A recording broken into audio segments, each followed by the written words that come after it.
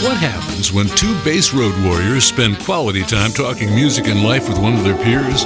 Bassist, educator, author David C. Gross and bassist and head honcho of KnowYourBassPlayer.com, Tom Semioli, trade dates with the legends of rock, jazz, funk, blues, folk, country, and more. Notes from an Artist, revealing conversations with the legends who've created the soundtrack of our lives. What happens? You're about to find out. It's another episode of Notes from an Artist. And we welcome our listener back tonight for another rambunctious episode of Notes from an Artist. Tom, I hate to interrupt you. What? But Saturday night, I met our listener. You did too. Oh, we did. Please remind me. Let's do a shout out to Karen. Hi, yes, Karen. Yes. Thank you for listening. Well, for those of her, Karen is our listener, and she listens to the show and downloads it 50,000 times a week, which is how we get our ratings. Anyway, we welcome our listener, you know who she is, back tonight for another episode of Notes from an Artist. My name is Tom Semioli, or so they say. I am your co-host, along with a gentleman who identifies himself as David C. Gross. David, say hello to our listener. Yes, sir. Actually, I found my name. It's on my dog tag, so I will never forget. Absolutely. David, our guest this evening is virtuoso guitarist and composer Steve Vai. Steve Vai first came to prominence in a decade known as the 1980s. He was Frank Zappa's stunt guitarist, a job he took at the tender age of 18. And do be advised, our listener, to check out the official and archival releases of Frank Zappa with Steve as a member of the band, especially the You Can't Do That on Stage Live Anymore series Frank put out. Now, David, after leaving Zappa, Vai waxed his first studio album, solo album, entitled Flexible, which we discuss, and he became a guitar god for hire. He did one record with Alcatraz, which is a fairly generic heavy metal band, which still tours to this day, I might add, so it's good to be generic, I reckon. But Steve got his big show business break when David Lee Roth might as well jumped the good ship Van Halen in August of 1985, and he commenced a solo career, and he vied for attention, if you will, because I reckon Roth realized he had to up the six-string ante,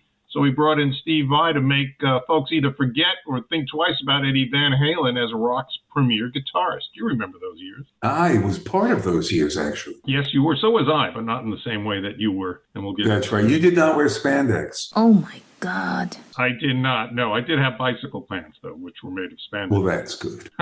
So with David Lee Roth's outrageous MTV videos, which were in heavy rotation in the days when everyone watched a medium known as cable TV, Steve Vai became a star in his own right. Now, after his time in David Lee Roth's band, which cut 2 multi-platinum albums and toured the world, Steve signed on with David Coverdale's Whitesnake, which were also in need of a guitar hero to continue the momentum of their late 80s success. And as you remember, David, Whitesnake was a huge pop metal band in the 80s, and once again, there was Steve Vai in heavy rotation on MTV and touring the world's biggest stages. Now, when he was working with Whitesnake, he did cut a record which is considered one of the great guitar instrumental albums of all time, Passion and Warfare. We will play a track from that. I don't think we discussed that in our interview too much. But times changed, and when grunge came in and wiped the 80s slate clean, Steve focused on instrumental albums, collaborations with his former guitar teacher, Joe Satriani, which we discussed.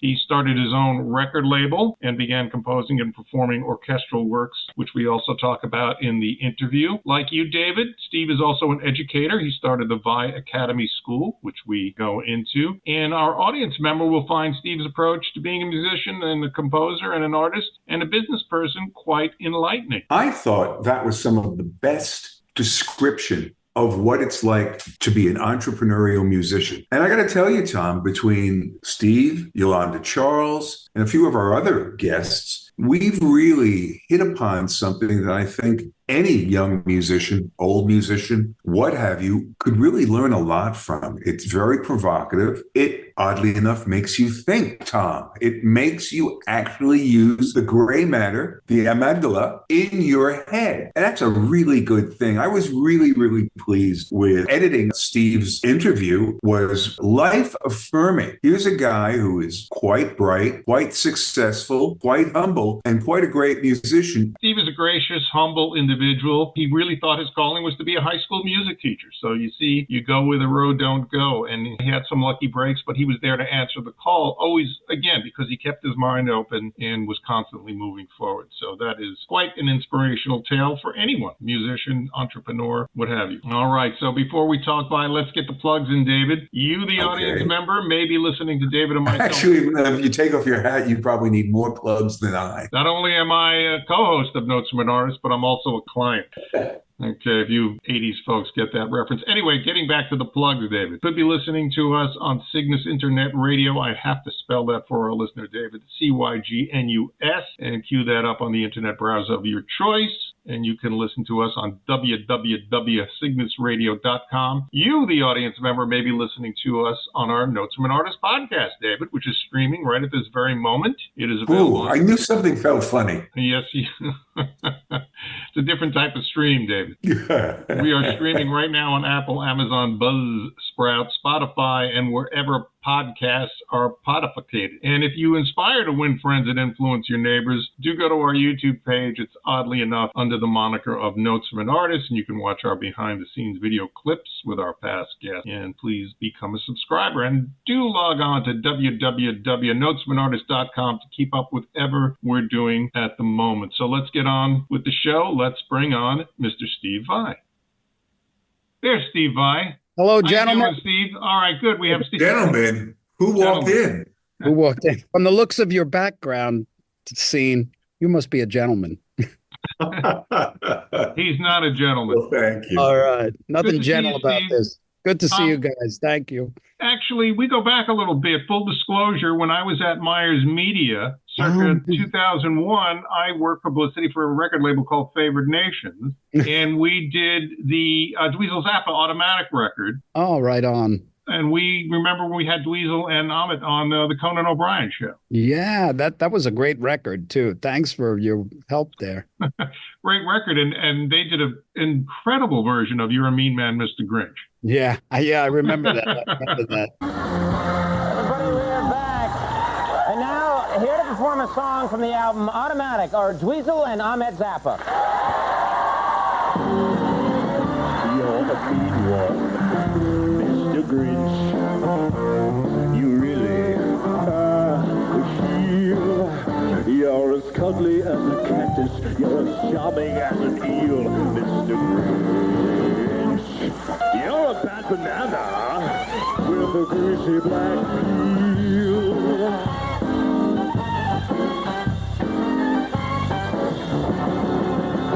You're a monster, Mr. Grinch. Your heart's an empty hole. Your brain is full of spiders. You've got garlic in your soul, Mr. Grinch. I wouldn't touch you with a 39.5 foot pole. I know the Grinch is so precious 'cause his heart was decided too small. Well, I know the Grinch is so precious 'cause his heart was decided too small. You nauseate me, Mr. Grinch, with a nauseous super dust. You're a crooked jerky jockey and you drive a crooked horse, Mr. Grinch. Your soul is an appalling dump heap, overflowing with the most disgraceful assortment of rubbish imaginable. Mango love, mango love.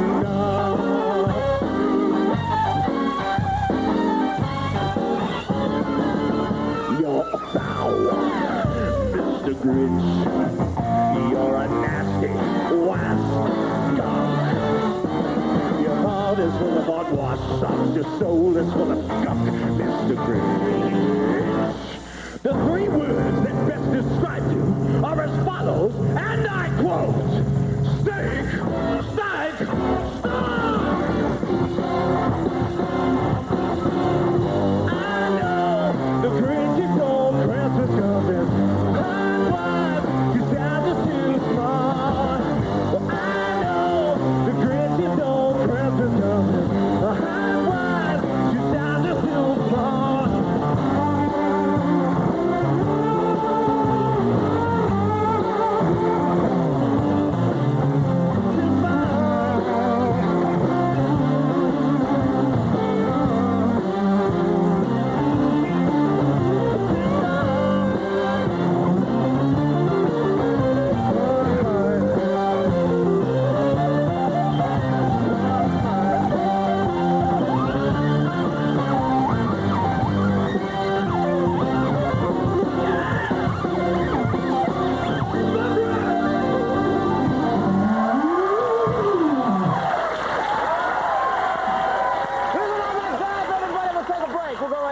right about here.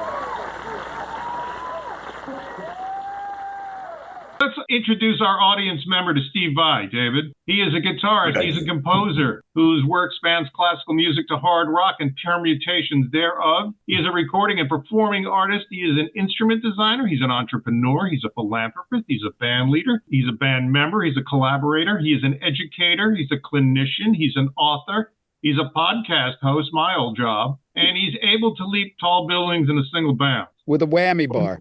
With a whammy That's bar. it. Steve, thank you for being on the show. That was great. Goodbye. Yeah, I'm going to record what you said and then remind myself of it now and then. Now, actually, Steve, you and I have actually something in common. We both grew up in a place called Nassau County, Long Island. You're from Carl Place. I'm from the mean streets of Valley Stream. Oh, my goodness. And we were born in the same month, the same year, June 1960. Now, as a young musician, you had to have played, let's see, the Dublin Pub, Rum Runners, Roadrunners, Salty Dog, Salty Dog, Right Track In, Right Track In, Hammerheads, Hammerheads. right, Solomon Grundy's. Haven't played there, but used to go there. Okay, I emptied that room many times. Speaks in Long Island. Oh, Speaks. Jeez, Right. yeah. My Father's Place. Father's Place. Yep, I lived. Rum Bottoms. Rum Bottoms, boy. Right, the wet T-shirt contest, Dave. Yes. Yeah, come on. You know? You're familiar, obviously, with Rat Race Choir Of course. back then, and the Good Rats. Yes. And Ibra. Yes. All those those guys. bits. Yeah, all Now those. you things. must have purchased gear at Sam Ash and Hempstead. Absolutely, but Matthews Music in Roosevelt Field was a little closer. Okay. That's where I bought a lot of my stuff. But Sam Ash, boy, I used to go there all the time. Yeah. Yeah, right. We used to annoy the people playing all the guitars. And of course, there was Grayson's in Freeport. I don't know if you went there. Oh, I remember haven't been there. Grayson's. Did you know that Sammy Ash, the son, his son, or actually his wife, was married to Buddy Rich's son? Oh, my. And his son, or their son, was friends with my son, and he was just like Buddy at 13. You mean the way he played? No, foul-mouthed. Well, consider the conditioning. Exactly.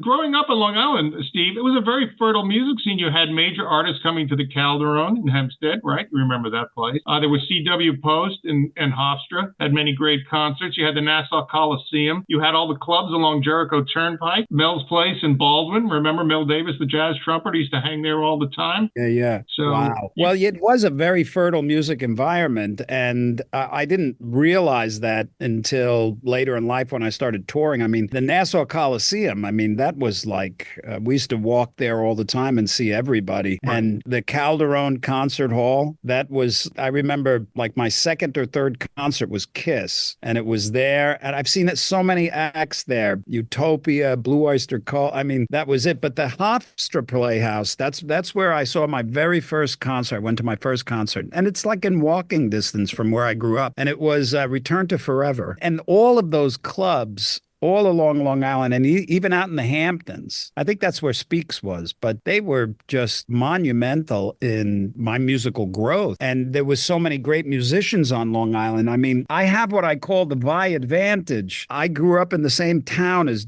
Joe Satriani, and he was my guitar teacher when I was from the ages of like 12 to 16 or 17. And there was a lot of musicians come from Long Island. But one of the other things that was so great that we used to do was get on the LIE, actually the Long Island Railroad, the LIR, and go right into Penn Station and go right up to Madison Square Garden and see all the big bands. That's where I saw Led Zeppelin and Black Sabbath, everybody. Right. Now, you must have been on the Port Jeff line. Did you have to change at Jamaica or no? I never had to change at Jamaica. I would get on at either Carl Place or Mineola, but next stop, Jamaica. Right. Yeah. Massapequa Park, Amityville, Copeg, change at Jamaica for all other stations. Change Jamaica. That we used to love that railroad. Right, and hide in the bathroom so you wouldn't have to pay a ticket. Yeah, sure. Well, we never did that. I'm a victim of circumstance.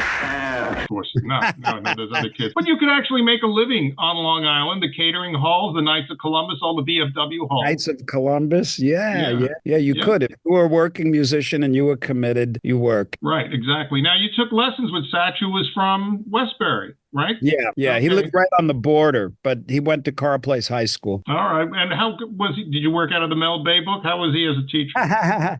Joe was, well, while I was taking lessons and for many years after I was taking lessons, I could never negotiate it in my head how somebody that brilliant didn't break or wasn't well known. And sure enough, he took off. Joe's lessons were real. Well, the interesting thing was we also had the same music teacher in high school. And because Joe was older, he had taken those music classes. And while I was taking them, because I wanted to be a composer, I loved composing music. So started very early with that, but I wasn't applying that information to the guitar, that the theory that I was learning. And Joe helped me to integrate music theory into actually playing the instrument. He was the perfect teacher, just perfect. He shared everything. He was strict and he was very solid. He was just so musical. Joe was always great, even as a teenager. And he taught what? Kirk Hammett and I think Alex Skolnick and a couple of other people. Yeah, lot of. How did you translate what Joe's teaching method to what you do in the Vai Academy? Did you absorb any of his lessons and use his methodology? Well, music theory is theory. So if you're taught as a guitar player the basics, the scales, chords, why chords are the way they are, and the simple things that you really should know, even if you're not a muso, those things are pretty staple. And the way that they're taught is based on the teacher. So much of what I do came from Joe.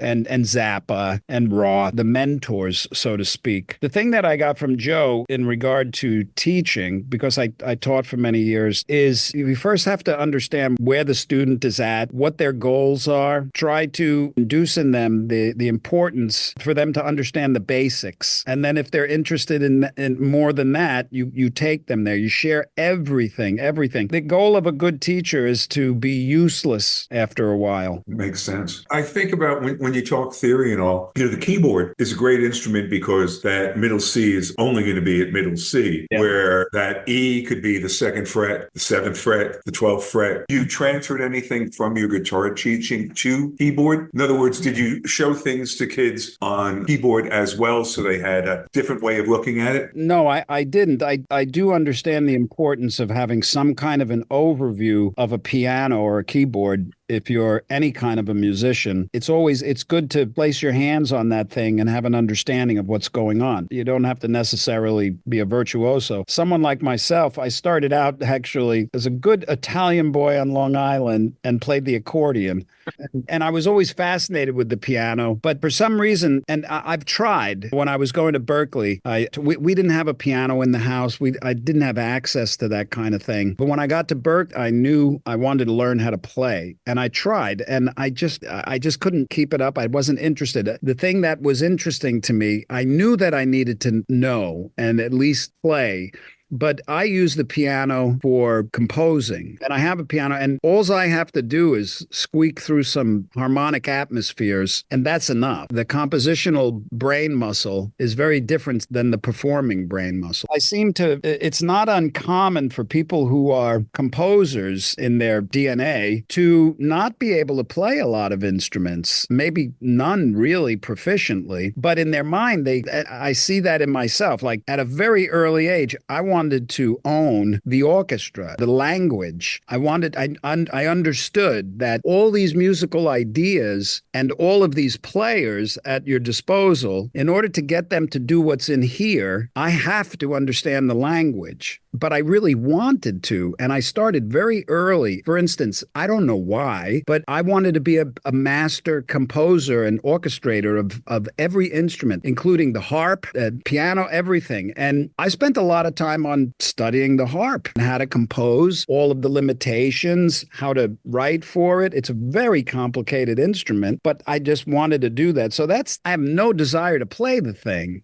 I can play it already. And that's not an uncommon thing in the mind of a composer. But to actually play the instrument, there's no way. If you heard, I can write for drums, I've transcribed Vinnie Colaiuta drum solos. And when I write for drums, every single thing is notated. And I can see it if it's possible. I know exactly what it's going to sound like. There's really not much experimenting, and I'll know if it's right or wrong. But if you put me behind a drum kit, I sound like a drunk falling down a flight of stairs. I can't even, like, you know what I mean? Yeah, yeah. The truth, do you ever go into the piano room after a drummer? God damn, that keyboard was always out of tune. That's right. Anyway, but They're I think pounding on it. the one thing that Berkeley really taught me was how mathematically you could actually compose. Oh, yeah. Do you know what I mean? Like a four-part harmony or something, just by using the mathematics of chord theory. Yeah. And it was a great opening for me. I remember one time taking the Eastern shuttle back to New York, and there was this real pretty girl across the way. And I took out my music book, and it really looked like I was doing something really cool. But it was, okay, there's the seventh. I still didn't need her, but you know. You should have slipped her a note with something romantic, some romantic melody on it. That's it. That's it. Theme from Cinema Paradiso. Yeah, yeah. Berkeley was a great place to really almost just ply your craft. Yeah, Berkeley offers different things to different people, and you see all sorts. And for me, it was a fantastic environment. It was so perfect. The thing for me was that music theory class that I took in high school. It was a 12th grade class, and it's just one semester. And the teacher was a savant. I mean, the guy, Bill Westcott, was just this brilliant, tormented, brilliant teacher, player. And I was able to get into that class when I was in 7th grade because I made a deal with the orchestra. They needed a tuba player. And they said, would you take up the tuba for the orchestra? And I thought, well, I'll take up the tuba, but you have to allow me to take this class every year of my high school years. And they agreed. Tubas in the moonlight, playing for me all night. Tell me what I want to hear. Am I only dreaming? Am I only scheming? Stars above me shining brightly. And I had Bill Westcott for 5 years, and it was like the military. He taught me everything. When I got to Berkeley, there wasn't really much they could teach, but for me, the environment was vital. I mean, first of all, you're a teenager, you're leaving home, and you're finding your independence. That in and of itself is the education. Being there and surrounded by all these musicians, young musicians that have the same dreams and hopes, being able to knock on somebody's door and have a bassoon player if you want, all these great musicians. The greatest asset to me, well, when I look back at Berkeley, for me, of course, I had great teachers. I had this one writing for percussion class that I loved with Wes Hensel. He was my mentor. He was my Remember Wes? Oh, he God rest his soul. He literally. I walked in. I was reading Schoenberg's Structural Functions of Harmony. Yeah, and Bumblebee Bookstore was actually my education.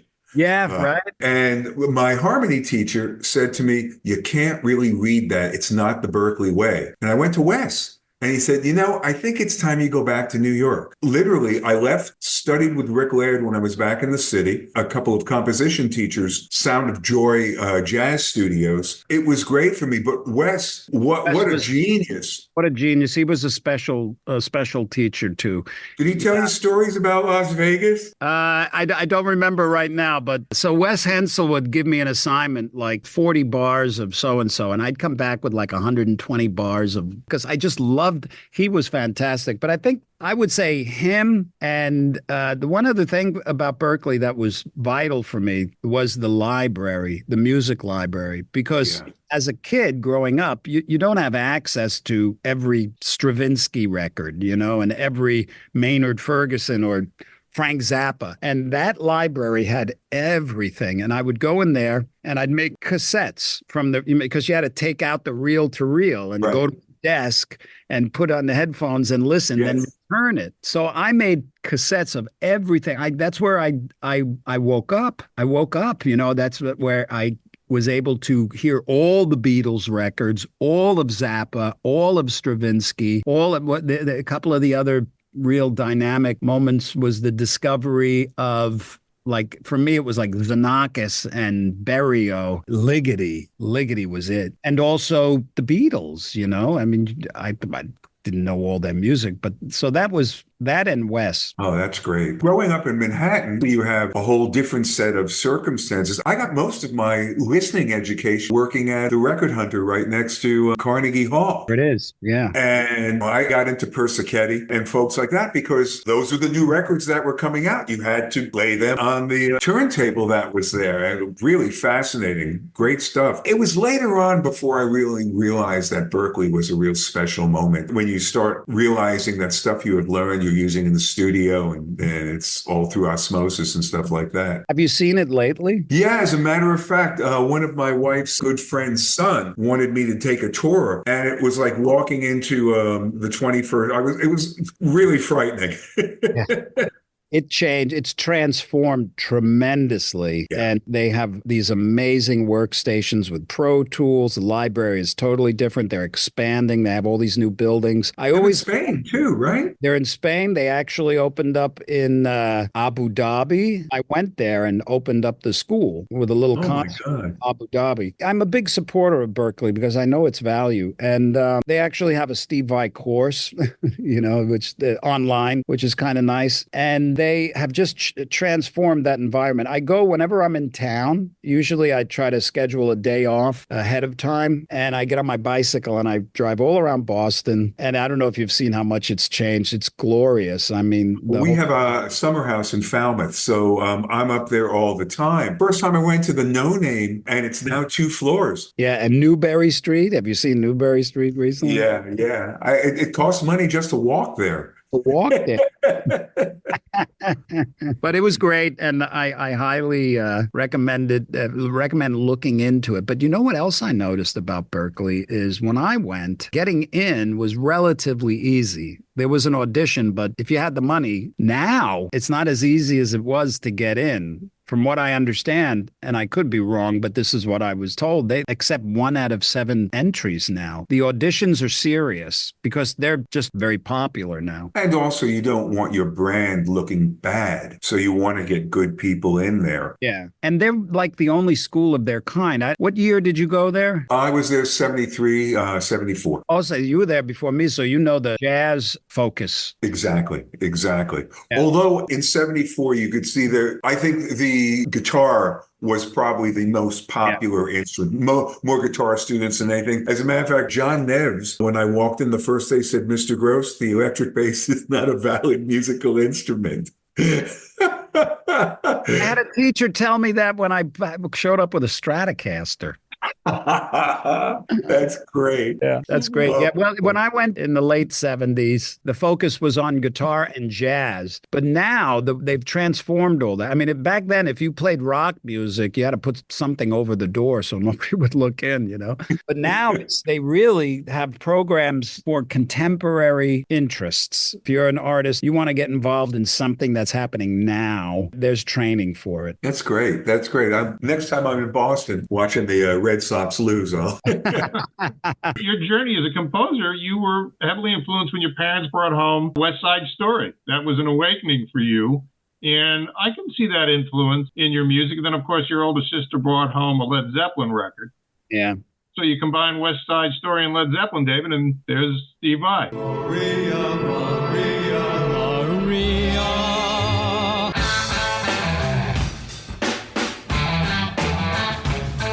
A lot of sharp 11 chords. A lot of sharp 11 flat 7s.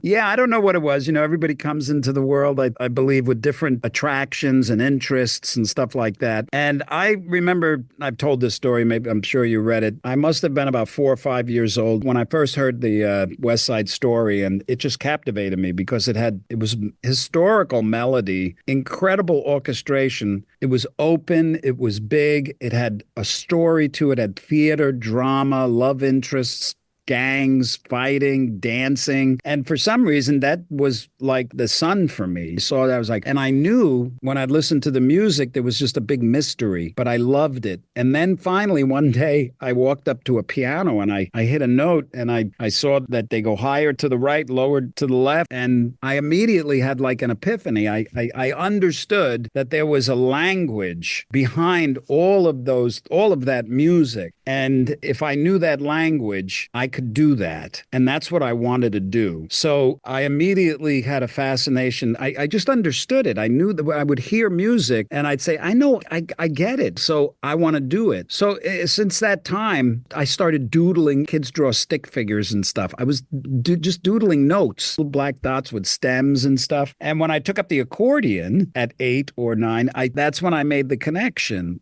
And I'm like, okay, this sounds like, and so the compositional aspect in my mind seemed like an absolute infinite potential for creativity. And I wanted to know the language so that I would have no barriers, because I already knew. I didn't know what I wanted to write, but I knew that the moment I understood, I was going to have a field day. That was like heaven in a cup. And I was correct, because once I learned that language, I wrote my first orchestra score in high school with Bill Westcott teaching me. And from then on, it was like a quiet obsession, a secret, because once I started playing the guitar and my career started to kick in as a guitar player, nobody's interested in your compositions. And I knew that, and I didn't have any expectations, but I just kept composing and developed stack of music. I'd be on tour. I write in airports, on airplanes, in my hotel room, backstage. I just loved it, but it all just sat in a pile, because every time I reached out to an American orchestra to try to play this music,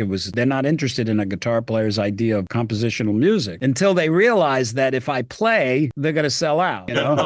It was difficult in America, but my real compositional break came when a friend of mine in Holland, Coda Kloot, who I met in the early 80s through Frank, started importing my first record, Flexible, because he worked at National Broadcast Network. He wrote a book on Frank, didn't he? He wrote Frank a book Company. on Frank. Yeah, and right before I got on this interview, I was with We're working on. He solicited the government there, put on a concert with my orchestral music back in 2003, and that turned into just an avalanche of good stuff. I mean, I can compose for most orchestras these days that are interested, which is a lot of them. I could never even keep up. So it really worked out great for me. You bring up Ligeti, you bring up Xenakis. I didn't hear Stockhausen. Stockhausen too, but I have all of I collect scores too. I have all the quartet, and I've read through them. Yeah, Stockhausen too. But have you ever heard of Mangus Lindberg? Oh, sure. Yeah, that guy's a freakazoid, man. He's Finnish and he's out of New York. He might still be the musical director of the New York Philharmonic, but his compositional style and the techniques he uses and the computer programs he uses even create these unbelievable tapestries of unique, I use that word in its real sense. Definition. Yeah, the real definition. Unique tapestries of audio delights. I mean, he's intense. I was not too far from Columbia University growing up. So I used to go up there and check out things Charles Warren, Otto Luning, and things like that. Great to hear you talk about things like that. So many people, when they see you doing what you do, think, he's a rocker. But when they really get involved, it's so many different styles of music. And I think we go back to when we talk with Ron Carter, it's all the big M, it's music. And it doesn't really matter where it's coming from. If it's good, it's good. Yeah. We great experiences talking with Ron. And again, he's another artist who embraces everything. As a matter of fact, Steve, I'll send you the link. You have to see our interview with Ron, that he started his own fashion company. Now he does bow ties and pocket square. And we had no idea that Ron, we knew he was a fashionista by just watching him on stage. He really is the dresser. David and I, before we were on this, we were talking about Miles Davis and how all the various members of Miles Davis's ensembles went on to continue his work and then add their own imprint on it. And I know what you said about Frank, his music had something that no one else was doing and everything that you were looking for. When I listen to your orchestral work, your rock work, even the stuff you do with Satch, I kind of see that continuation of Zappa's vision in many ways. That's somewhat correct? Well, in certain theories, perhaps, but there's nobody that can continue Frank's legacy. I mean, he was a force. Frank was constantly composing, constantly being creative, constantly. I'm different. I kind of have a life. But yes, so much attracted me about Zappa. He played guitar, visceral player, totally free. He had comedy in his music, which I loved. He was dead serious. Just his creative output. He was an explosion of freedom. Frank, he did what he wanted. He never made made excuses and he never expected anybody to do it for him. And he didn't respect musical boundaries. He was very irreverent about that. And as such, when he would compose something, it was all part of everything. There was no stone unturned. There was no taboo. I was so young when I was working for Frank, and I worked for him for like 6 years. So I was very impressionable. Now, I will say that I love Frank. Frank could write some of the most touching melodies. They're just profoundly beautiful. And he can write some of the most ugliest stuff you've ever heard. But there's something funny about Frank. There was never anything nefarious in him or depressing in the music or evil or really dark. Could never be that dark. I mean, if you listen to Atmospheres by Ligeti, that shit is dark, you know?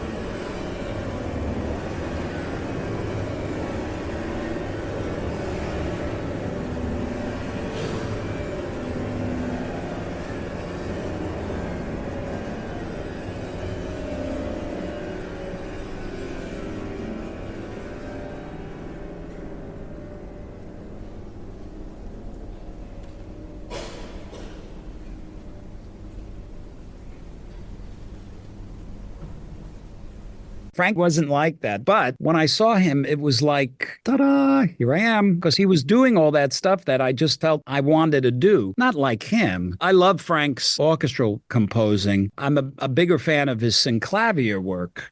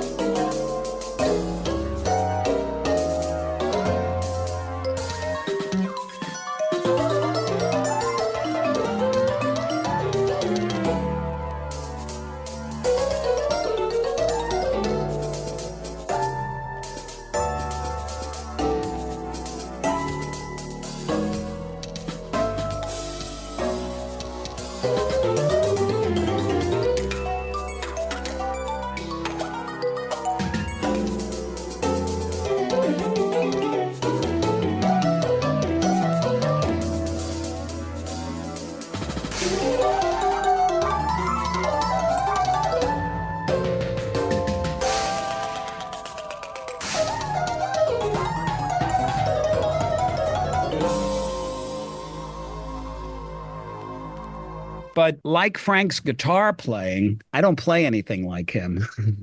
Almost not at all. In my early compositional years, I did pull a lot of stuff from Frank because I was learning and experimenting. But, later on, I'm sure there's still that in there, but there's Led Zeppelin in my orchestral compositions. So kind of like at this point, and for some decades now, when I enter that orchestrational, compositional brain muscle, the focus is not on the outside world. It's on what are you hearing? Where are you? All these things that composing is an infinite creative task. So you don't need to do anything anybody's doing. And for me, composing was always like my little secret. I didn't care what anybody thought. I didn't mind if it became popular or not.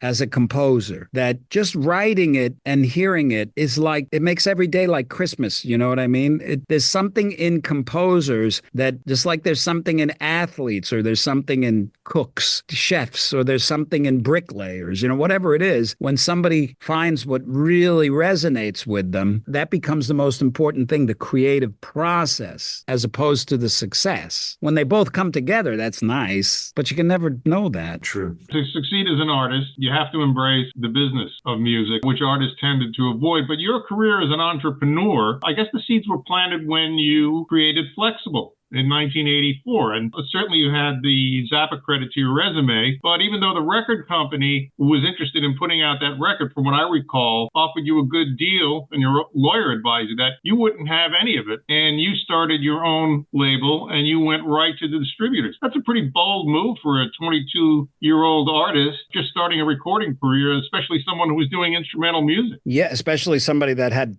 Flexible in their back pocket. What are you going to do with that record? Well, I strike that up to my complete innocence and naivete at the time, because back then I didn't feel like I had anything to lose. I had no expectations for the future except to perhaps be a music teacher in high school. I didn't know, but I loved composing. I loved the guitar, and I had this music in my head. And thanks to the assistance of Frank loaning me gear and just watching, learning, cutting my teeth on watching how he made records, I made Flexible for fun. I mean, I didn't, a record like that, who would expect anybody to release something like that? But I loved it. And it represented a transitional period in my life where I was coming out of a mental funk and I was just surrounded by such great people and everything was very musical. I made that record for me. And then when I decided, well, I don't know, maybe I'll try to release it. I don't know. I have the Zappa connection. Maybe there's some Zappa fans that will be interested in it. And that's when I started to look for a record deal and imagine shopping a record like Flexible. But there was a label that was interested because of the Zappa connection, perhaps. And they offered me a deal that was relatively conventional at the time. And I didn't know anything about deals. And I took it to an attorney. I mean, I read it and I don't know what it is, but I've always had an interest in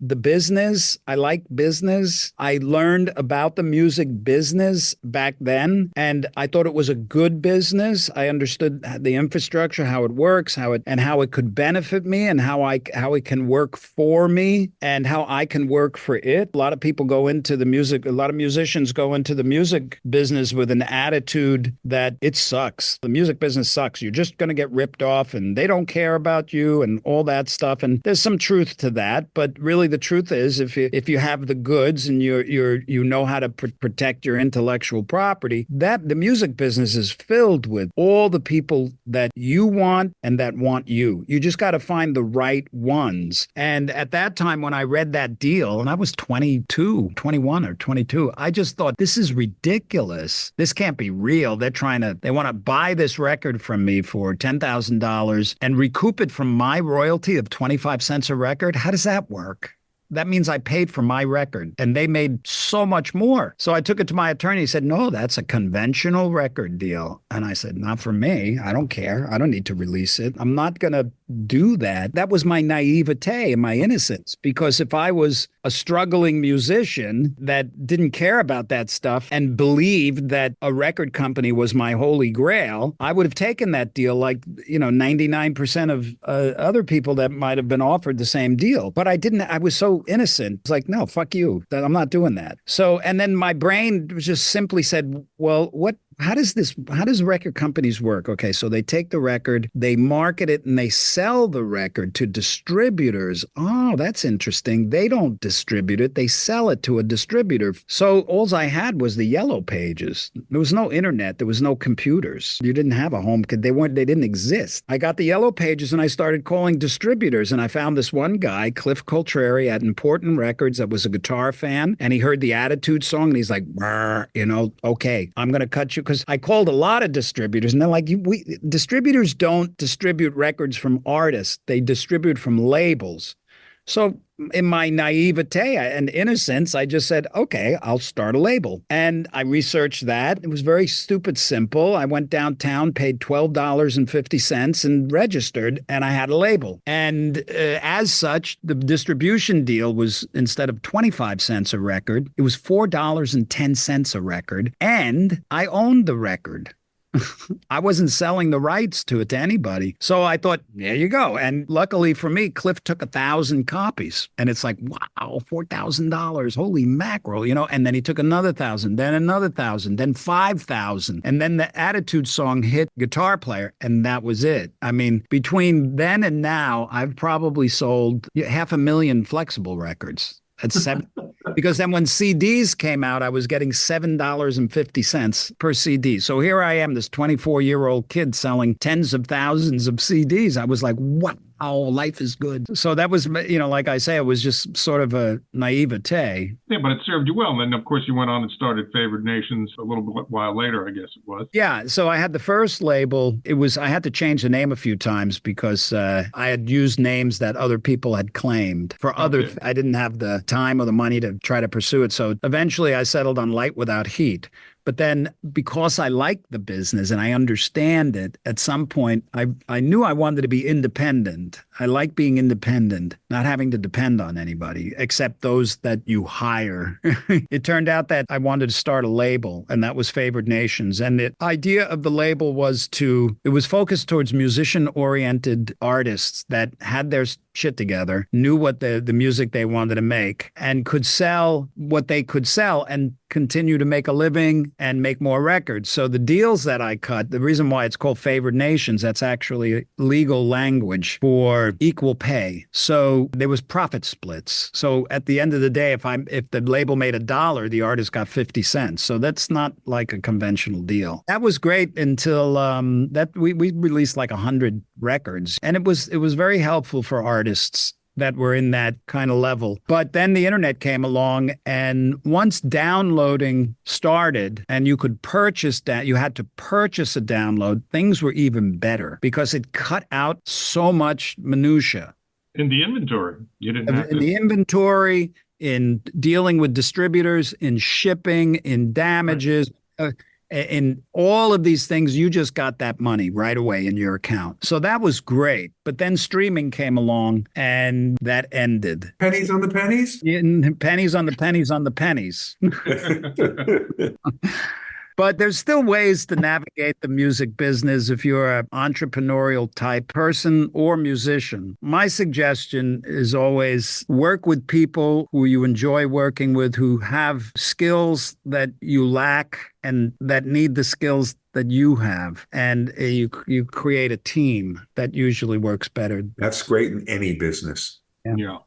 Well, again, with streaming, it's the best of times. It's the worst of times. You can have access to any music you like or want to discover. However, yes, the artists, the creators aren't fairly compensated. Not that the record industry, as you knew it, was fair and balanced at all either. You're also very active on digital media. The Steve Vai himself YouTube channel almost has 1 million subscribers, right, David? You're a subscriber. Absolutely. Thank you. So that's another way of marketing yourself, having more control of your career. And I see you put out many, many videos. Some of them are tutorials, some of them are anecdotal. I mean, that's a very, very important platform for a musician. How have you leveraged your digital presence? Well, it evolved with the technology. At first, you have to save money to have somebody build you a website because they cost tens of thousands of dollars. Imagine that. And I knew that as a person that has a career in letting people know what you're doing, I needed that outlet. I needed to keep my radar out on any new emerging technologies and anything. And this is good food for thought for any artist, but especially those that feel compelled to be independent, is it's good to understand what's available to you. And marketing is extraordinarily important. It's of relative importance. It's very important, but of vital importance is that you have the music that you love, that it's in the creative process. In step one, once you have that, you're already on one level success because you've expressed your creative impulses with no excuses. You'd be surprised how difficult this is for some people because they've been bamboozled by society to believe that in order to be successful, to do something else than what you really want. And of course, that's a myth because you have to you got to understand what success is. I know very many people that are very successful in worldly ways, but they're very unhappy because they've compromised their creative freedom. So first and foremost, I always suggest that your creative impulses, the ones that you own, are of vital importance. That's number one. How you get those out, who you work with to do that is part of that equation. But then you have something to sell. And if you love the music that you've created, there's a quality that flows into it that doesn't flow into music that you're pantomiming because you believe you need to do it because this will make a living. So that will attract the appropriate audience for you, but you have to market to it. And marketing can be a lot of fun, actually. I love doing it. There's so many digital assets now, as you mentioned. So as time went on and those assets evolved, I would do my best to try to pull them in. Like now we can tweet. There's this thing called Twitter, and that now you've got Instagram and all of these little platforms, and the ones that came and went that I joined, they are the new marketing tools. And if you don't have the chutzpah or the interest as an independent artist to understand them and use them, then I would suggest getting with somebody that does. because just like you love music, there's guys that just love that, oh, when we could do this. And then, oh, no, I know how to do that. I can build you this website in 30 minutes. And then we feed it to these. And then there's these things called tags. So when you post I don't do that. Okay. When it started to become it was becoming complicated for me because remember, I'm a musician and I love music and that's clear to me. Other stuff I have to study and then I got to get involved. And as it evolved, it started to get too complicated for me to keep up with. I couldn't. I'm not going to sit there all day and find out what's coming out, what's new, who is this reaching? How do I get my numbers up? So I did what I just suggested. I hired people that do know and who love doing it. And that's why I have those numbers. And plus, I keep the content as interesting and entertaining as possible. But Stephen and Stephanie Bradley are my team, and they brought my numbers from 1 to 100. And that is very hard work. But I notice you enjoy being a podcaster. I've seen you conduct interviews. I love the one you did with Kip Winger and then your friend Cody Cloet. Do you find that now you're reaching an audience that doesn't care about Steve Vai with David Lee Roth or Whitesnake or Zappa? They just plugged into what you're doing now? There's a huge contingent. My core audience these days are those people, I believe. Right. There's always those that feel that the last good thing I did was Crossroads or Eat 'Em and Smile or Whitesnake. That's fine. I don't mind. My music is very different than all of that. Sure. And I did, the only reason I'm able to say of greatest importance is creating the music that you love first was I did that with Passion and Warfare. I did it with Flexible too, but with Passion and Warfare. And I was fortunate because it found the right audience for it because there was the quality in it. And I know when I'm off too. I know when I'm doing things with an agenda that has a goal in it that is maybe money driven or something, and they're not as enjoyable and there's a struggle in them. I mean, when you're doing what you love, there's no struggle at all. And that's what I want for the rest of my life. I don't want to struggle with anything. Fuck that. Steve, you were talking about success, and we were speaking with Yolanda Charles, bass player in Britain, and she was giving a talk, and she was telling us about, and it really struck me as really being right on the money. Success is an individual concept. In other words, as she put it, if you want to play music like Ornette Coleman, don't expect to get Sting recording sales. Be prepared. You have to know that this particular idiom of music is not going to do unless some sort of crazy fluke happens. So your version of success is going to be different, but put that together with loving what you do. Success can be a wonderful thing on many levels. Yeah, the success is an idealistic conceptualization in the head. And the feeling of satisfaction is a direct experience. And that's real success. The feeling of satisfaction is another kind of success. Success in the eyes of the world means it maybe perhaps to a musician is everybody knows who I am. I'm on the cover of the magazines. I'm winning Grammys. I'm wealthy. I've made it. So I am successful. Now, of course, everybody has to figure out how to make ends meet. And most people do. Most people are actually doing fine. In their mind, they're not. That kind of success, that worldly success, does not necessarily equal happiness. And I can tell you that as a fact, because I know people who have believed that that kind of success was of paramount importance, and they fought their way to it. They fought.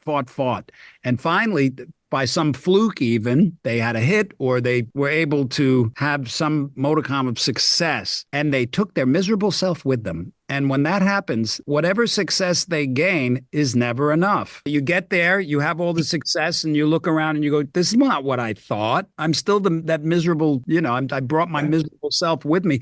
And what happens, that kind of success has the tendency to exacerbate your foibles. Meaning, if you're unhappy before you're successful, it's not uncommon when you're very successful to be really unhappy, to be a miserable son of a bitch. Now, of course, that's not always the case. Organic, worldly success is the best kind because it happens in and of itself without you trying. And even that can be a challenge in some cases.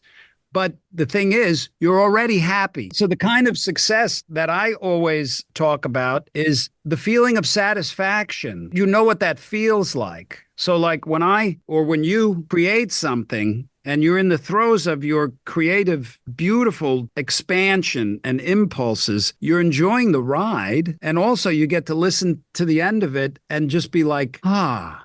Yeah.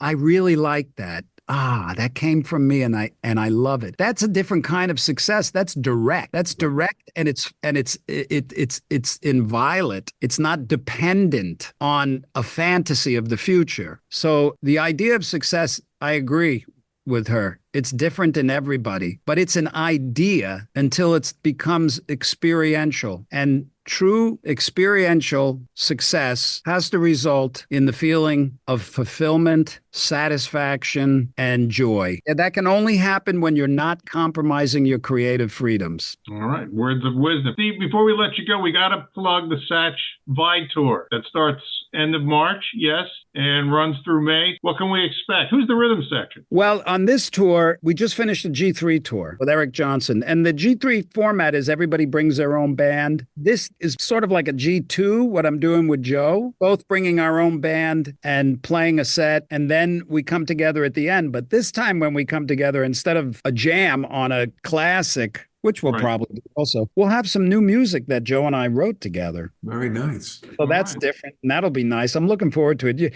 He was just here. I spent the last 4 weeks with him because we were touring. And then when he was in town, we spent a lot of time together. He was just here and we were able to do something we haven't really been able to do for so many years. We just sat in the room back to back and just played for hours. It was just fantastic. So, yeah, I'm really excited about that tour. And where we find tickets, we go to your website?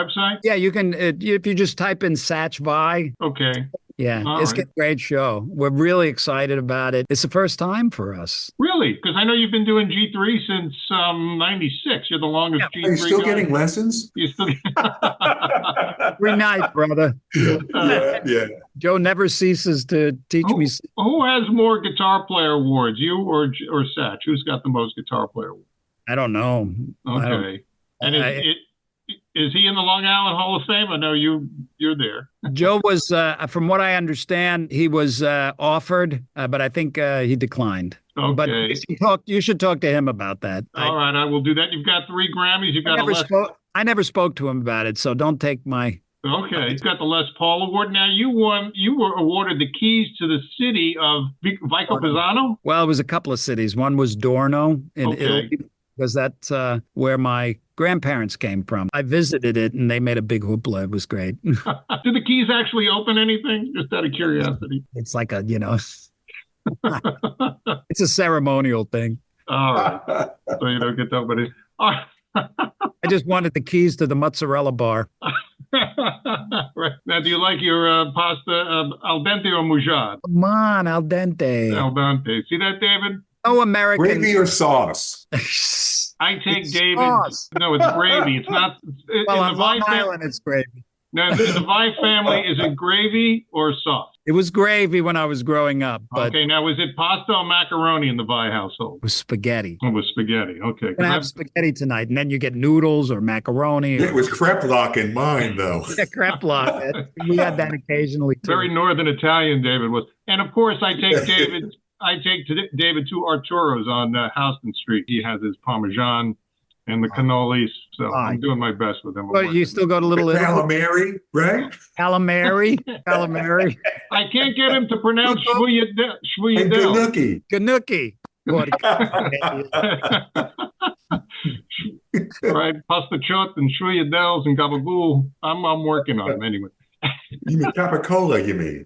Hey, is Little Italy still thriving? Oh, it's Absolutely. of course. Absolutely. I You got to go Probably to one of the San Gennaro. safest neighborhoods. Yeah, oh good. Yeah, I haven't been there in a while. I'm looking so forward to visiting. Yeah, you don't mind the gunshots. It's fine. You'll be fine. Nobody. Well, you're doing the G2 tour comes to New York, yes? Yes, we're going to be at the Beacon. Oh, great. All right, we'll have to catch up with you there. Yeah, check out the ticket sites. Yes, we will do that. I'm promoting that too. All Yes. right, and then we'll go for a little. How long have you been working with Steve Karras? Oh, I've known Steve for many years. I was working with the firm he worked for, and then I kind of adopted him. He's fantastic. Yeah, he and I go back, I guess, to the early 80s when he was with IRS. Yeah. Well, did you know that today's his birthday? Happy birthday, Steve. All right. Wow. We I rock will hard, send him brother. an email. Another trip That's around the sun. great. Steve, thanks for being a guest. We'll let you know when this airs. We'll let Steve know when it airs, and we'll plug away and talk to you again when you've got something new out. You got it. You're doing great stuff, and I appreciate it. Thank you, sir. Thank you. Have a good night. Bye-bye. Thank you, Steve Vai, for being our guest. David, that was a fabulous interview. Lots of discussion, and I hope we have Steve back on again. There's so much more to discuss. Oh, that would be great, Tom. It really would. I actually learned a lot. I did too. So let's talk about the Steve Vai playlist, which you are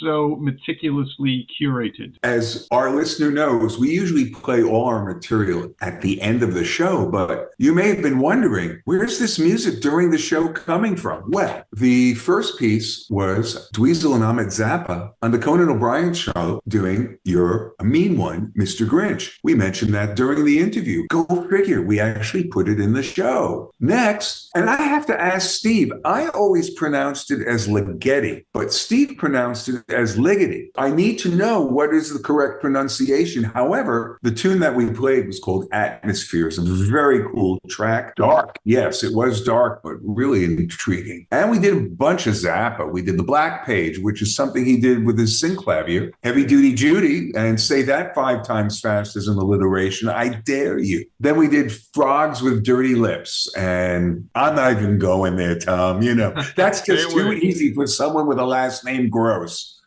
Next, we did Yankee Rose, David Lee Roth. We put in a really interesting track from PIL, Public Image Limited. We did Bags. Then we did Whitesnake, Slip of the Tongue Live. We then did Feed My Frankenstein by Alice Cooper. And did you know, Thomas, that song was in Wayne's World? That was in Wayne's World, and one of my favorite Yes, Alice Cooper records called Hey Stupid, which featured a lot of Guns N' Roses guys. That was an LA record. Right. We use that a lot with politicians, don't we?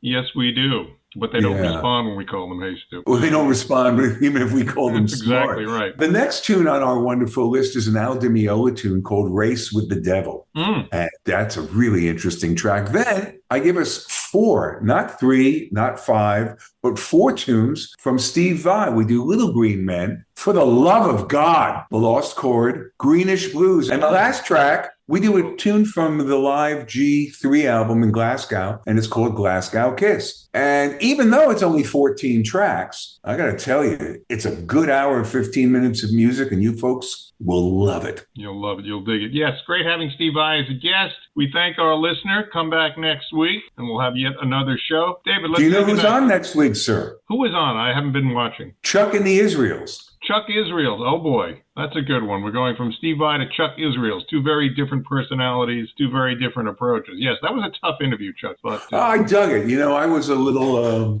intimidating. ambivalent at first after reading the book, but then, wow. Listen, anyone who's played with Eric Dolphy is okay with me. It's okay with me. I would love to hear Chuck Israels with Whitesnake, but I don't think that'll happen. No, but I'd like him to explain what it means. Exactly. All right, it's David and Tom signing off. We'll see you next week on Notes from an Artist. Have a great week, folks. Bye-bye.